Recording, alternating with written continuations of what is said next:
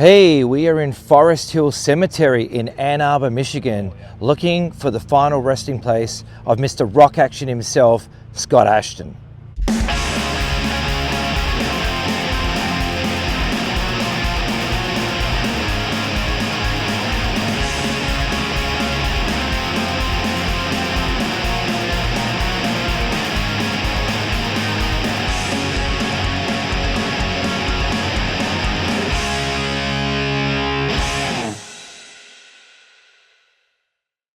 Scott Asheton, for those who don't know, one of the greatest rock and roll drummers of all time.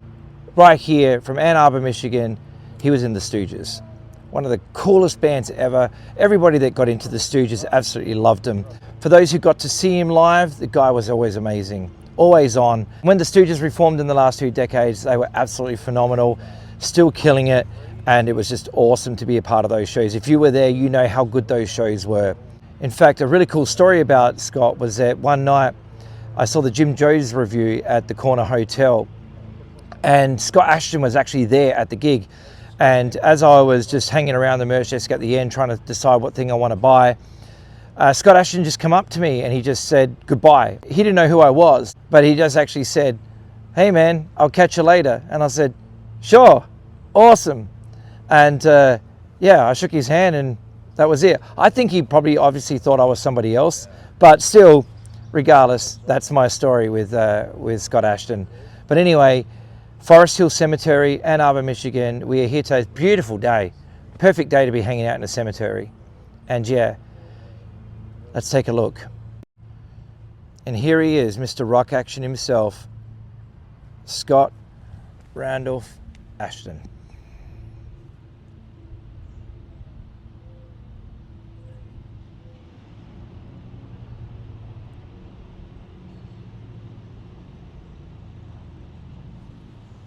Our rock, our love be on.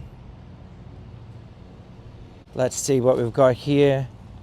Got a cool little light up owl, little bird. Anything on the back? Nothing on the back. But here we are, Mr. Rock Action himself. May he rest in peace. I didn't see him on there. We are here with rock and roll historian and tour guide, Stefan, photographer for the Helicopters, amongst other bands. One of Ann Arbor, Michigan's best.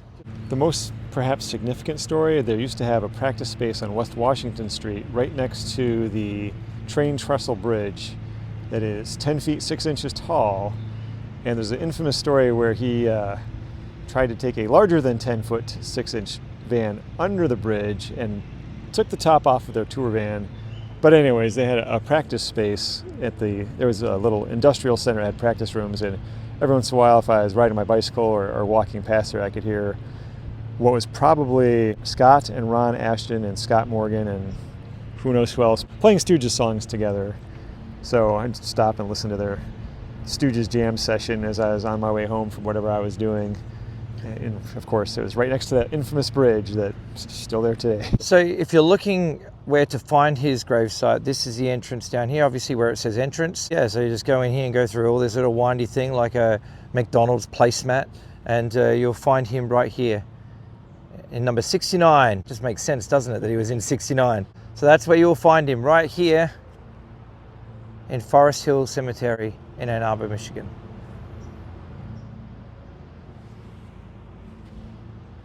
Well, thank you very much for joining me on this Long Gone Loser rock and roll show adventure, where I have come to check out the final resting place of Mr. Rock Action himself, Scott Asheton. You want to see where the Stooges lived? Of course you do. 1324 on whatever this road is called. But yeah, it's here, and we're going to look at it right now. So there's the house right there, 1324. So we're right here in Ann Arbor, Michigan to check out the Trans Love Energies house. For those MC5 fans, you know that this was their office for some time. And yeah, this is where they hung out. This is where they did stuff. They did things, plenty of things, you know, and yeah, it all happened here. at the Translove Energies house right here in Ann Arbor, Michigan.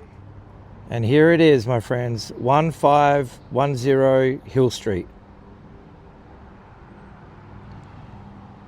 in Ann Arbor, Michigan. This is where it all happened. Look at on the door. Power to the people. You know, a lot of folks involved, obviously.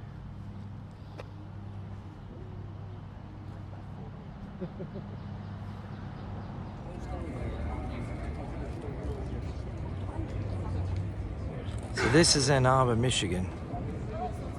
It's nice out here. Oh, look at this. How cool is this? Nice area here.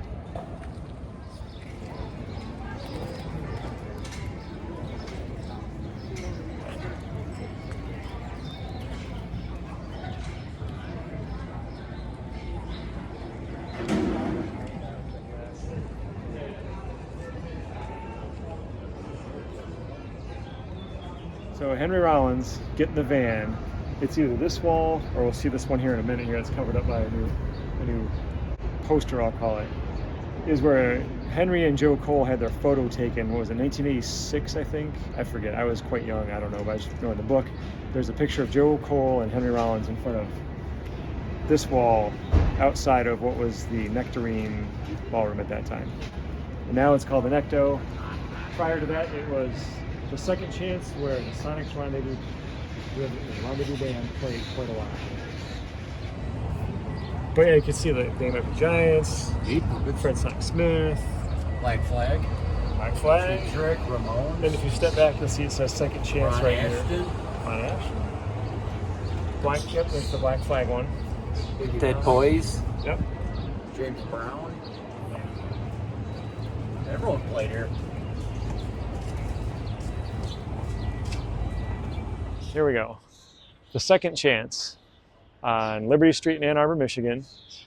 It's been home to a great many bands, including Sonic's Rendezvous Band, who allegedly, the story goes, were booked on Tuesday nights because they were the only act that could draw so many people on a weeknight.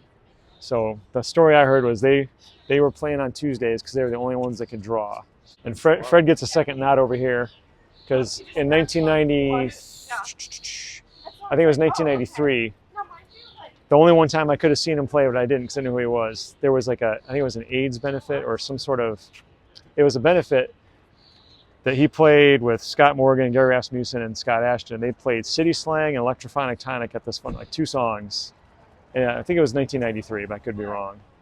And then shortly after that, he passed away, so nobody ever got to see Fred play again, sadly. So they played with the Rendezvous Band, probably on a Tuesday night, so that they could have Ramones on a Tuesday night.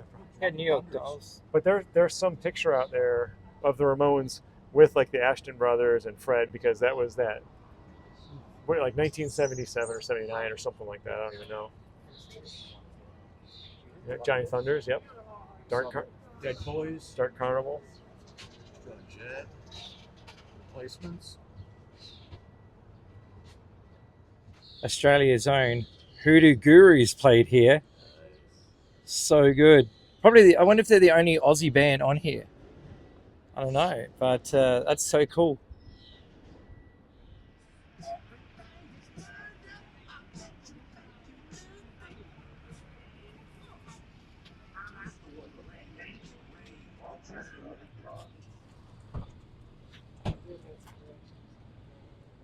So I'm walking around the streets of Ann Arbor, Michigan, which is a really cool town for somebody who doesn't live here.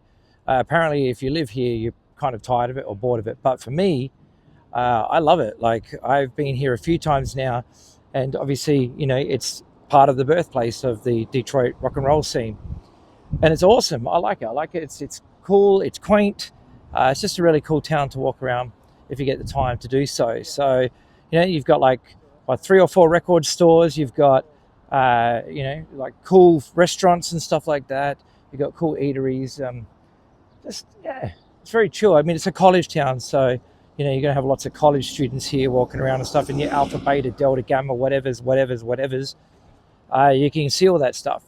But yeah, if you're looking for awesome rock and roll historical sites, Just outside of Detroit Rock City, you have Ann Arbor, Michigan. Come on down. Just look at the cool housing here. It's just, I don't know, man. I just really like walking around this city. 2 blocks away, what style does that one look like? What style does that one look like? I don't remember a lot except for we don't have a lot of them up, but I was putting Minneapolis, they haven't seen like the Howard Stone anymore, they sort of split the plots. But no. It's got a cost now. Probably quite a bit. That's why everybody goes to like Home Depot or back when I don't know exactly what. So here is the community high school in Ann Arbor, Michigan, where Andrew WK went to school. There you go. That's where he learned how to party.